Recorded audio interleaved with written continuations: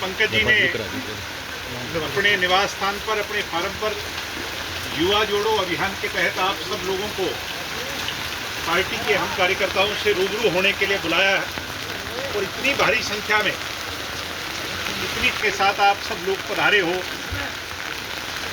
आप जिस ताकत के साथ यहाँ आए हो, ये दिखाता है कि भविष्य में प्रदेश की नौजवान ताकत, प्रदेश की युवा पीढ़ी जननायक जनता पार्टी के साथ बहुत मजबूती से खड़ी हो रही है।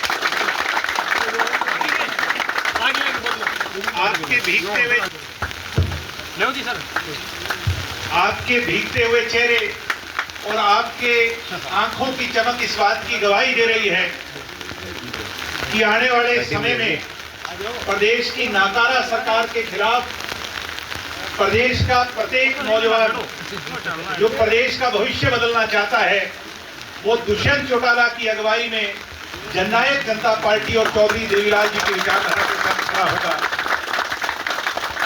हालात और परिस्थितियों से आप सब वाकिफ हो।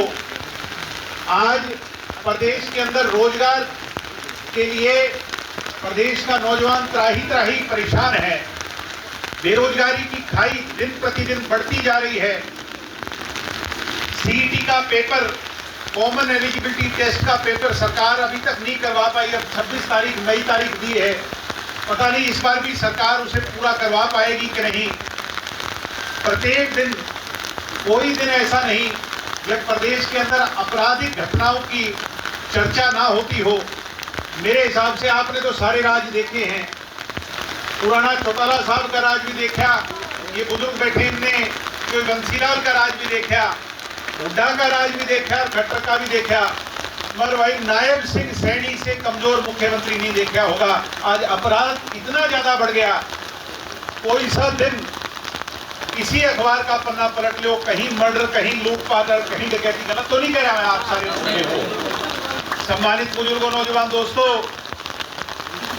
गरीब लोगों की प्रमाण का बीपीएल 6 लाख बीपीएल काट दिए एक दिन में। भाई कौन सी जादू की छड़ी है, इससे पूछो नायब सिंह जी से।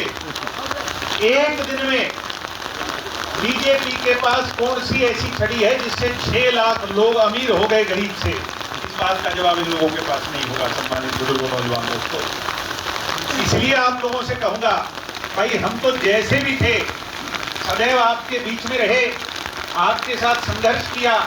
75% आरक्षण को दुष्यंत जी ने लागू किया, महिला को 50% आरक्षण का फायदा दिया, बैकवर्ड समाज के लोगों को 8% पंचायती राज में हिस्सा दिया। ये बुजुर्ग बैठे हैं, कहते थे पेंशन, अरे जितनी दुष्यंत ने पेंशन बढ़ाई, हुड्डा जी के 10 साल और खट्टर के 5 साल और ये 6ठा साल, इन 16 साल में भी 1000 रुपये पेंशन नहीं बढ़ी थी। अकेले दुष्यंत चौटाला ने 1000 रुपये पेंशन बढ़ाने का काम। मैं आपके बढ़े हुए पसीने और आपकी मेहनत का ऋण तो नहीं चुकता कर सकता, मगर ये विश्वास नौजवानों दे रहा हूं कि आज आप जिस मुश्किल दौर से गुजर रहे हो और इस मुश्किल में आपने विकल्प के तौर पर जननायक जनता पार्टी को अपनी पार्टी माना है, चौधरी देवीलाल के विचारों को अपने विचार माना है। भविष्य में जब कभी भी समय आएगा, मैं आपको यह आश्वस्त करता हूं कि आपके ऋण को सवाया करके चुकता करने का काम जननायक और साथी पार्टी के लिए आज इस बारिश में भीगेंगे, आज इस संघर्ष में तपेंगे। समय आने पर दिग्विजय चौटाला उनका हाथ पकड़ करके जब राज आएगा, उनको अगवाई कर करके उनको ताकत देने का काम करेगा। भाई जी मुझे तुम संघर्ष करो, हम तुम्हारे साथ हैं। मैं आपसे इतना ही कहूंगा कि आप पार्टी का साथ दो। आपने ये हुड्डा भी देख लिए, भाई बाप बेटा देख लिए कि नहीं, कैसे हरियाणा की उम्मीद को इन्होंने डुबाने का काम किया कि नहीं किया? आप ये देखो कि हमारे पास तो 10 सीट थी, अगर इन वाली हवा दुष्यंत के पास होती तो 37 सीट नहीं आनी थी, 75 सीट आनी थी। साथियों, क्यों नहीं आई? क्योंकि बाबू बेटा मैं और मेरे में उलझे रहे। एक जात से कभी सरकार नहीं बनती, सरकार को 36 जात की माला को गले में पहनना पड़ता है साथियों। हर वर्ग को साथ लेना पड़ता है, हर इलाके को साथ लेना पड़ता है, हर समूह की भावना को साथ लेना पड़ता है। और अगर ये कोई भविष्य में ले सकता है जिस पर जाति पाति का आरोप ना हो, जो सबको साथ लेकर के चलने वाला हो, सूझबूझ रखता हो, वो दुष्यंत चौटाला से दूसरा आपका रखवाड़ा नहीं है। हाँ, गलती हमारे से रही होगी, उसकी सजा भाई आपने दे दी।